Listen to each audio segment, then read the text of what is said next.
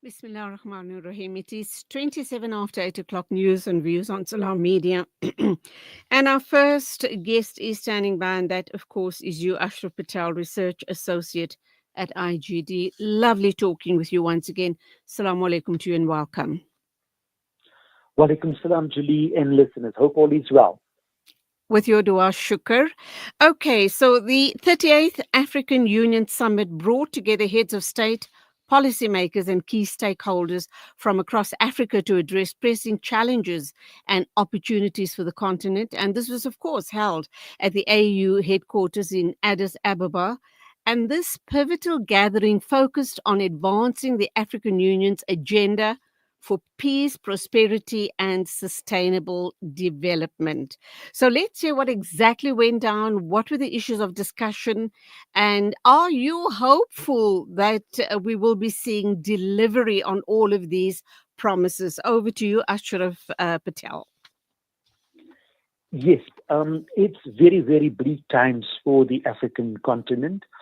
And the African Union is at a crossroads because of the number of conflicts and civil wars and interstate wars.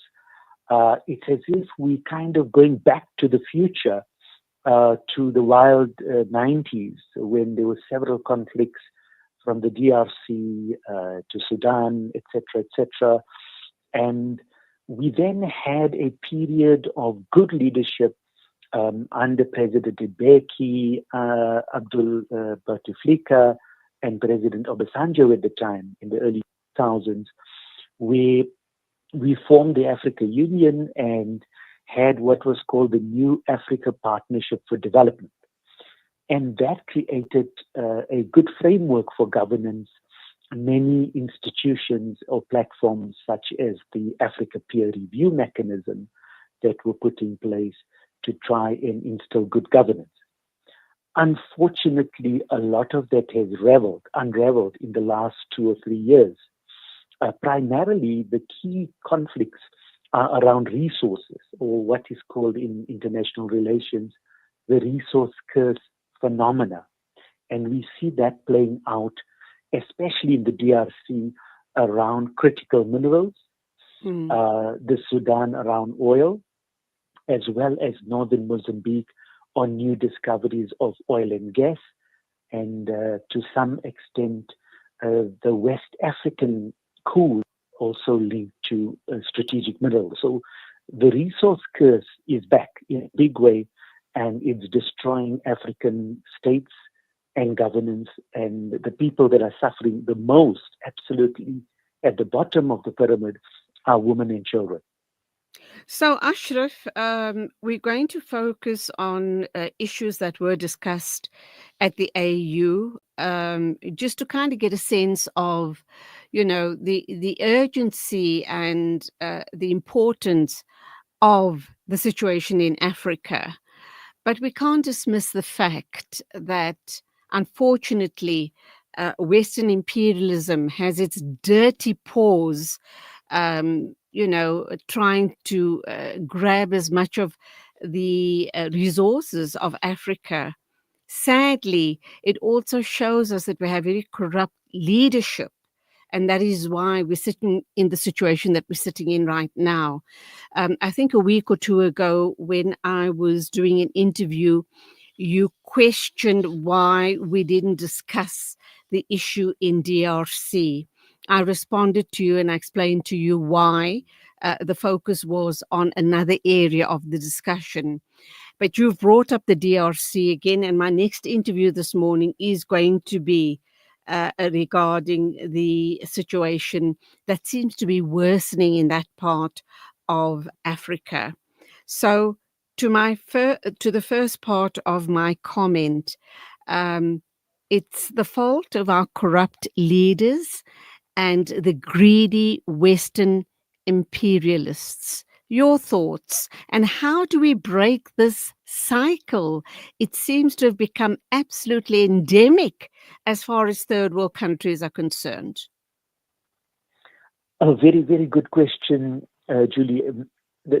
It's important to understand the frameworks in where the global economy is going. In the first resource curse wars of the 90s, there was a boom in mobile communications and production. And there, the DRC had some of the critical minerals, Mm. coltan, etc. In the second wave, with the electric vehicle boom, now it has critical minerals of lithium and titanium. And of course, yes, Western Northern corporations are primarily responsible, but also new middle powers are all vying for access not only to mineral resources, but also agricultural resources. So just last week, the Transnational Institute based in Amsterdam, the progressive think tank, released a report on the United Arab Emirates as a sub-imperial power in Africa, and it unpacked all the investments from minerals to oil, but especially in agricultural and forestry purchases. And that signals a new kind of thesis called sub-imperialism. So yes, you're having mainstream imperialism that's called neo-colonialism, and that's very much the European relationships with Africa. And then you're having what is called sub-imperialism. Now, sub-imperialism are states in the global south, let's say like the UAE or India or Brazil, China, Turkey, and even South Africa, that are regional powers, but they also have the same or similar model of extraction at a resource level in Africa. And this is what the challenges present themselves at the Africa Union. They cannot, at this point in time, even though there's strong partnerships, they cannot develop governance frameworks. Even the peace and security uh, programs of the Africa Union are not aligned effectively with the UN, are not aligned with nation states. And therefore, the DRC is unraveling for a host of reasons. And one of them is sub-imperialism. Imperialism. Why is South Africa not playing a mediation role and on the side of one party, i.e., the DRC? That is an important question. Why did it choose this role and then got embroiled in the conflict with the Mm. resultant deaths of the soldiers?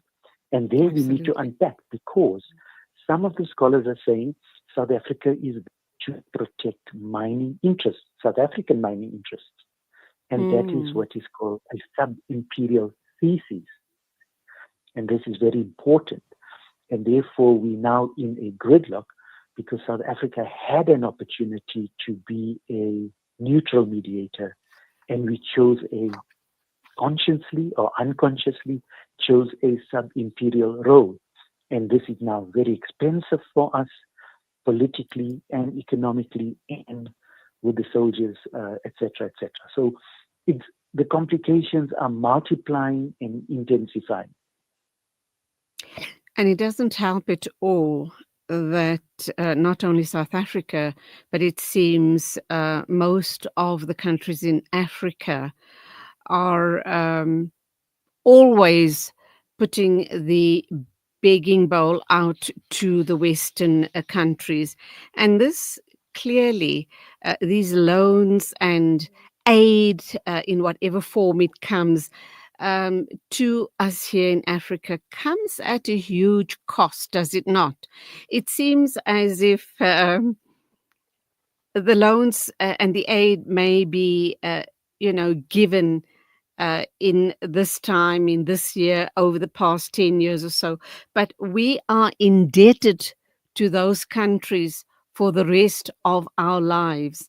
How on earth these countries are poor? Of course, we do know that African countries are rich in oils and minerals. And if we are governed properly without the looting, without corrupt politicians, etc., this continent could be a force to be reckoned with.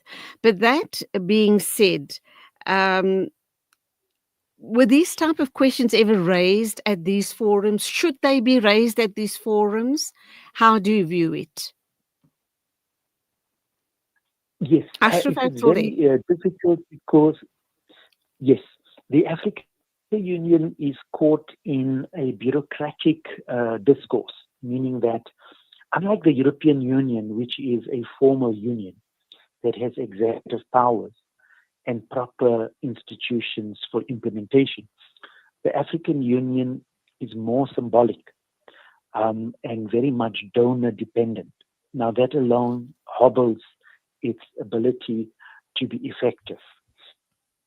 It's mainly in agreements and passes resolutions, but has no effective programs for implementation. So it is already hobbled in terms of design, institutional design. Yes, having said that, it needs to really take its Agenda 2063 seriously. It really needs to advocate for global governance reforms, such as the writing of the African Act. The African debt crisis is again back in a big way.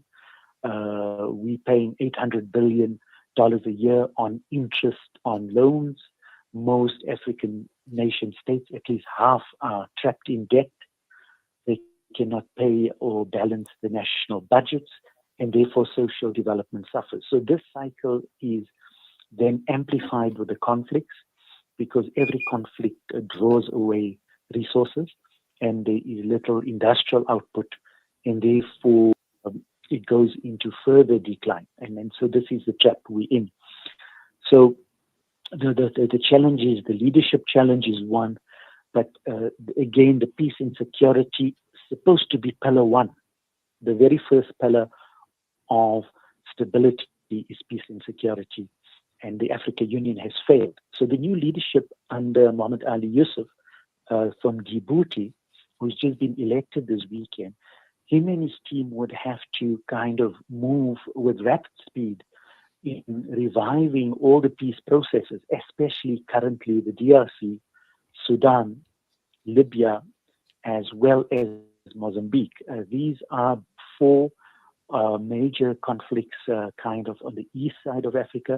And then on the west side of Africa is all the coups. Now, that's a different dynamic altogether and rooted in a different kind of political economy dependency with France. So very different varieties of conflicts, but all of them rooted in the problem of good governance, of lack of representativity, of corruption, but also the ability or inability of African states to develop the regions. Because you must remember the DRC is one of the largest countries by landmass in Africa. mm, And, it doesn't have like provinces like we do. It doesn't have subnational governance that can deliver to locals. And when there is gaps or voids in governance, then you get different groups, rebel groups, extremist groups that come in and take over governance functions. And with multinational corporations' complicity, then creates all the crises that we face today in Africa. and undoubtedly, we're going for an ad break. Let me just leave you with a comment and you can respond when we get back. Undoubtedly, this too creates a huge market for the armaments industry, does it not? And it suits those industries to have these conflicts continue um, because that's a thriving industry. And yeah, that's the one issue. And the other issue is obviously the third force. It suits Western governments to Mm, have um, this instability playing out in third world countries because once again, it means that they can be complicit mm, in any area that they deem to be profitable, mining, etc. But let's go for an ad break. And when we get back, we can continue the discussion. You can respond to my comments and then we can just unpack what was covered at the event, at the AU summit.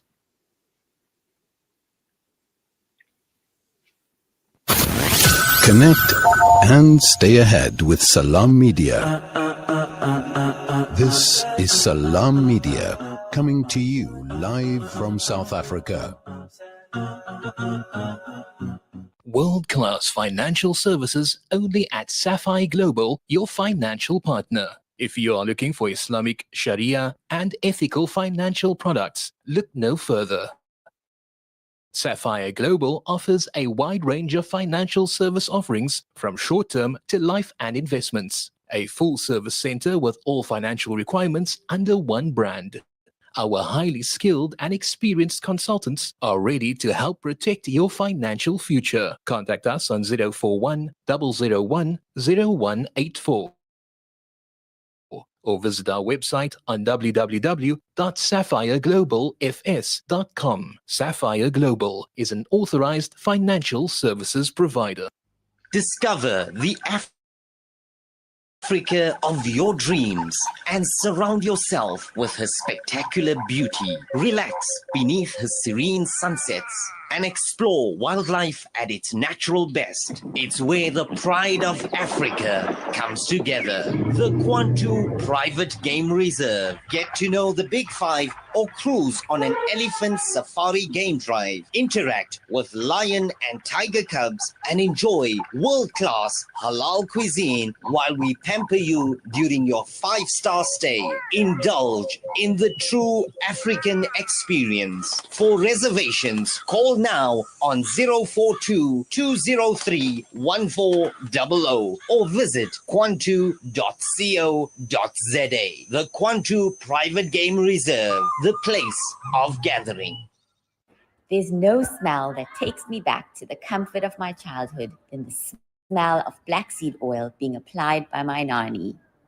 Now I'm using Tib black seed in my own home to soothe sniffles and coughs, to help with digestion and immunity, and of course, as part of my beauty routine. After all these years, I've come to appreciate the wisdom in finding comfort and shifa in trusted treatments like Tib black seed. You can find Tib black seed at all leading pharmacies or find out more at blackseed.co.za. Connect and stay ahead with Salam Media. This is Salam Media coming to you live from South Africa. Salam Media invites you on a journey beyond borders, one of knowledge, faith, and deep connection. So much has been coming out and no one knows what to believe and what not to believe. The Spotlight on Syria tour brings you face to face with the history, the people, and the untold stories of Bilad al-Sham, guided by Masiha Saluji, a South African educator and humanitarian living in Syria. We realized that there were children who had lost their entire primary school. They hadn't been able to attend the primary school because of the constant moving. What is our role as South Africans in this story? How do we connect to the land, the struggle, and the spirit of its people? I myself didn't understand the extent to which those other areas had been living in poverty and destitute. For more information, email info@salammedia.com or call our office at 011-680-0355. The Spotlight on Syria Tour, inspiring minds, transforming lives. Connect and stay ahead with Salam Media. This is Salam Media coming to you live from. Welcome back. It is 8:46 a.m. and I am in conversation with research associate at IGD, and that, of course, is you, Ashraf Patel. Will you respond to my comments before the ad break, please? Over to you. Yes, that's a very important component. So when there are civil wars or resource conflicts, as we have in the DRC and other parts of Africa, we have what is called the intervention of non-state actors, the whole illegal black market world, and what is called the voucher economy. And when there is a breakdown in governance and wars, you get these non-state actors that are involved in illegal commodity trade, illegal wildlife trade, illegal gemstone trade, as well as small-scale arms smuggling. And this then feeds off the civil war and sustains the civil war. And these are very profitable for those actors. And this then becomes a self-serving interest, where these interest groups then have a stake for the continuance of the conflict. And therefore, the conflict then deepens, multiplies, and absolutely destroys the social infrastructure and governance system. So war is a triple tragedy, and takes many years to rebuild. And obviously, there is a third force at play here as well. Western governments. It once again suits their agendas to have these ongoing conflicts in Africa. Yes, but remember, it takes two or three to tango. So definitely global powers are the core problem, but in connivance with the local elites, often kind of broken down around ethnic or tribal lines, and that complicates the conflict. And then your non-state actors in the region that are involved in kind of all the illegal commodity trade, etc., arms smuggling. So all of these feed off each other, and then the conflict multiplies. And therefore, you So, Ashraf, need peace processes led by a neutral African Union. okay, let's wrap up by talking about what was covered Yes. at the 38th annual, the 38th African Union Summit. And also, I'm kind of wondering what you and I have just unpacked now by way of this interview. Do these type of discussions happen at that level, at the AU level, or are they really purely about economics, about health, about youth empowerment, and the health systems, the education systems, how to grow the country? But if those discussions are being had, shouldn't what you and I are raising this morning also be a point of discussion at these summits and, be a part of the agenda? Yes, the different academic programs, think tanks, UN reports have these contents, from Human Rights Watch to Oxfam to different academic institutions in Africa. They all feed into leadership, but it's up to leadership to then distill that and prioritize that at the negotiation table. Yes, there is a new leadership. One of the core themes being African reparations, which is also another discussion for the near future. But the UN has agreed that there needs to be reparations for Africa, but that can only be possible if there is good governance, if there are economic systems, taxation systems, the integration of women and youth in governance, the integration of climate change and resilience.